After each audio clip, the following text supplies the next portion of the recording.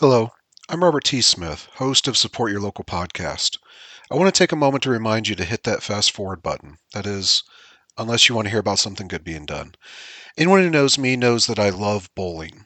In 2016, I founded the Smith Family Bowling Scholarship Foundation, intended to honor my father's hard work and dedication to community service and award scholarships to youth bowlers throughout the nation.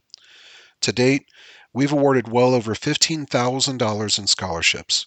If you are a bowler, know a bowler, have ever seen a bowler, or heard about anyone who has ever seen a video of a bowler, I'd love for you to help promote the SFBSF and its mission. Please go to sfbsf.com and see what we're all about. While you're there, please consider hitting that donate button and helping us make a brighter future for our youth. Again, that's sfbsf.com. Thank you for your time. And this episode is brought to you by Dye Real Estate and Land Company. They are the real estate agents based in Northwest Ohio that are the go-to company for people who enjoy the rural lifestyle and are looking to buy and sell some property. The whole team is amazing. I've used them in the past. I'm partial to Jaylene myself for obvious reasons, but they're all there for you whenever you need them. If you're in the market, just drop them a line at info@dyerealestate.com. That's info@dyerealestate.com. And don't forget to tell them Support Your Local Podcast sent you. I now declare the quick draw competition open.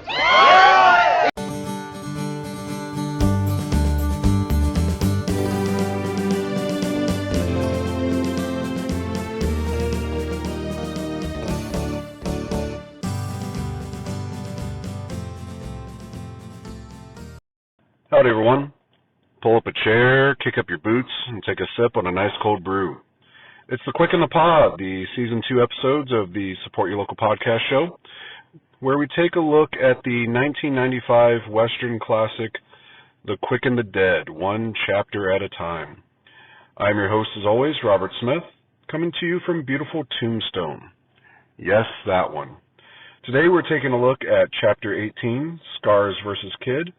And normally this is where we would take a quick detour and just go over some of the highlights of a career for one of our movers and shakers, our key cast. Today's a little bit different. So a little peek behind the curtain. This was originally supposed to be an episode that I recorded with my good friend, Mr. Jeff Wolber. You'll find him back in our archives. Jeff and his lovely wife, Ellie, recently just had their second baby. I know that he talked a little bit about expecting it in one of our previous episodes, but the baby's here. I've seen pictures of it. It's adorable. It does exist. So rightfully so, those guys are super slammed, super busy, trying to navigate those baby waters once again. So understandably, Jeff was not able to record with us. And the person that we were supposed to do today on the Put My Damn Name on the Board was Mr. Bruce Campbell. And that may instantly spark some interest for some of you. You may go, wait a minute. Bruce Campbell is not in this movie. You would be correct. Bruce Campbell does not appear in the final product of this movie, which is Sam Raimi's The Quick and the Dead. However, for you trivia buffs out there, he is still credited. And you may go, why is Bruce Campbell, how much does Sam Raimi have to love him some Bruce Campbell that he's giving him a credit in a movie that he's not even in? So there's a little backstory there. And Bruce Campbell was actually the preacher in one of the deleted scenes from the movie. Spoiler, I know I'm going to do a little bit of a bonus episode at the end of the season going over some of the deleted scenes that you didn't get to see. I've kind of alluded to some of them throughout the various episodes, but yeah, there are a couple deleted scenes, one of which is when the kid, Leonardo DiCaprio's character, marries Maddie Silk, who is the blondish, redheadish girlfriend that we see off and on when he's not giving it to Sharon Stone. And Bruce Campbell was a cameo as the preacher that gets them married. So it wasn't until very, very, very, very late in the game that Raimi decided to delete that scene, and so he still kept the Bruce Campbell credit as I believe it's a preacher Shemp. And for those of you that know Sam Raimi and Bruce Campbell, you kind of know the joke there. So yeah, Bruce Campbell doesn't physically appear in the final product, but his name does. It's in the credits, so I'm counting it. And I was going to use that as an excuse to go over the great career with Mr. Bruce Campbell. And I had that one earmarked for Mr. Jeff. I had Sam Raimi earmarked for Sean. I wanted to get Jeff's kind of take on Bruce Campbell. To respect Jeff, I am going to save that. If we're able to catch up in one of the episodes before we finish, I would definitely slot Mr. Bruce Campbell in his Put My Damn Name on the Board. And if we're just not able to meet up, which, hey, babies happen, I get it. I know how they happen, too. If you need to find out, let me know. I'll shoot you an email. If that doesn't happen, then I'm sure that Shizzy would be more than willing to tackle that one after our great talk of about 45 hours about Sam Raimi. I'm sure he would jump all over Bruce Campbell one as well. But so we're going to not have a Put My Damn Name on the Board this week. I'm sorry, guys. I know it's something you really look forward to. And we're just going to jump right in once again to Chapter 18, Scars versus Kids. So let's get that rolling. We start our chapter with a close-up of Pat Hingle writing on the chalkboard, Kid versus Scars, hence the name of our chapter. Spoiler. Bing! Roll credits, sorry. Bing! And that's the odds between them are even. And I find that interesting to think if the kid is getting better odds because of his performance against Scootson, or if Scars is just a inferior gunfighter to Gootson. Be interesting. That would be a good matchup. How exactly are the officials from the GFLA, for those that remember, that's the Gunfighting League of America, the sanctioning body of Mr. Harrod's tournament, the ones that were able to secure that sponsorship from Wells Fargo. How are they ranking things? What exactly is it based on? I'd be interested to see what the criteria is and who the judges are. We get a bright white background and Leo's face swings into frame. We cut over to Scars and it's doing the exact same thing. The bright white is apparently the camera shooting into the noonday sun. J.J. Abrams would be so over this. We saw on the chalkboard that the fight is supposed to be at 1 o'clock, so it does make sense that it is super, super bright out here during that time. Scars sneers at the kid, and he jerks his head to the side, cracking it. Something I literally just did as I was doing it. It's a force of habit. We see the clock strike the hour, and the hand of Leo fires his gun, and Scars fires 2 pistols. The camera shows the crowd turning their head towards the kid and panning quickly sideways to see Leo hit his knees, mouth agape. And it gives us a brief second of, holy shit, did Scars kill one of our main cast? Like, that's how Scars goes? Which, hey, I am all for. Nothing against Leo, but that would make it a drastically different movie if Raimi just offed one of the main characters to what we would think would be secondary, if not firmly tertiary character in Scars. But no, we pull back and we see Scars hit the dirt, and that the kid was just shocked at his own quickness. The doctor comes up to Scars, and without even touching him, he declares the man dead. I don't blame the doctor for not wanting to get too close. I'm sure that the Scars' last bath may have been the rainfall going from the bar to the brothel. Leonardo keeps bragging about his perfection and that he's working on a different level than the others. But he may be biting off more than he can chew when he yells at Herod's house that he is, in fact, the new damn mayor of this town. And that is definitely a pretty big claim, and maybe the talk Herod had with him about watching his P's and Q's didn't quite sink in. We'll see how that plays out.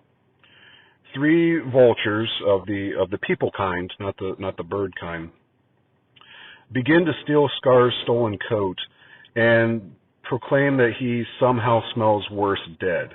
Well, fun fact for those of you that don't know, when you die, supposedly, I'm no mortician, and I usually don't stick around before the bodies do this when I serve as my assassin role.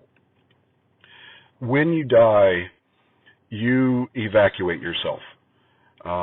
If you don't know what that means, look it up, Google it. Safe search on, obviously. So presumably it would cause you to be a bit smellier than normal. So just to be fair with Scars, I don't want people to think that, Scars is overly smelly than normal. We cut to Pat Hingle getting wet as he looks up in the sky and declares that there will be no more fights until the rain passes. And I'm admittedly torn on this shot. Normally I would just point out that the sun is still completely out, and you can even see in this shot that there's not a shadow on anybody. So where's this rain supposedly coming from? I mean, literally sudden. Suddenly darkness, suddenly rain. However, on the flip side, I can attest that out here in Arizona, one, clouds and rain can come up out of nowhere. Literally, it's almost like the part in Ghostbusters where the clouds just form over a building. And you could have a completely bright blue sky, easy for me to say, bright blue sky, and there will be one tiny little cloud, like a wisp almost, and you will not only get sprinkles out of that, but you could get some thunder and lightning. It's a little crazy. In Ohio, we're used to big purple, pinkish green clouds rolling in as this big sheet across the sky, and storms coming. But yeah, out here we still get some of those, and it can look like tornado weather, but you could also be driving along and see this one solitary little cloud miles away. And which is another awesome thing out here, is the fact that you can see weather coming for literally dozens of miles. But it will be so far away, and then you'll just see this bolt of lightning come down and strike out of it. It's actually a pretty cool thing to see, given the lack of horizon visibility in Ohio. Like here, I can sit at my house or go on one of my walks, and like I can see Benson, and I can see Tombstone and Tucson and all those guys, and I'm literally like a half hour to 45 minutes away, but they're right there. I can see them. They're tiny, but they're there. It's just a little crazy. Anyways, I digress. So Leo, ever the gentleman, we see him covering up Maddie Silk, and they go running for cover from the storm. And we cut to poor Scars getting rained on, and 2 people dragging him by the arms down the street. We close our chapter for this week as the rain gets stronger and stronger, and it's definitely monsoon season caliber. Let's put that to bed. It's definitely monsoon season. We know roughly what time of the year this tournament's going on. The 2 men dragging Scars are met with our Undertaker, and he claims he'll have to bury Scars deep because of the smell. And even as he's getting a final bath in the rain, poor Scars is our lovable pigpen. So R.I.P. Scars, we hardly knew ye, just another unfortunate victim to his circumstances.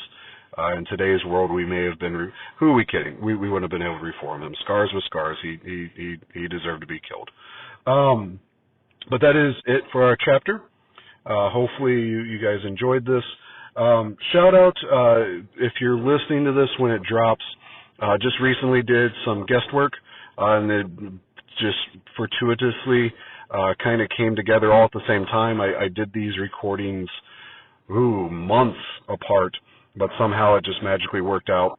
If you are following the Bowfinger Minute podcast, which is the yearly project that the Movies by Minutes community does, I was recently the guest host on minutes 76 to 80, so definitely check those out. Check out the entirety of it. Each week is a different host from a different Movies by Minutes podcast. Then also I was recently on the Wicker Man podcast, going over the classic Wicker Man, not the Nick Cage abomination. So definitely check that out. I had some really, really good fun times with both of those. But yeah, we'll let you go, guys. If you haven't already, please like, share, subscribe us on social media. We are Support Your Local Podcast on Facebook, Instagram, and YouTube. Until we meet again, I love you guys as always. But remember, support your local podcast.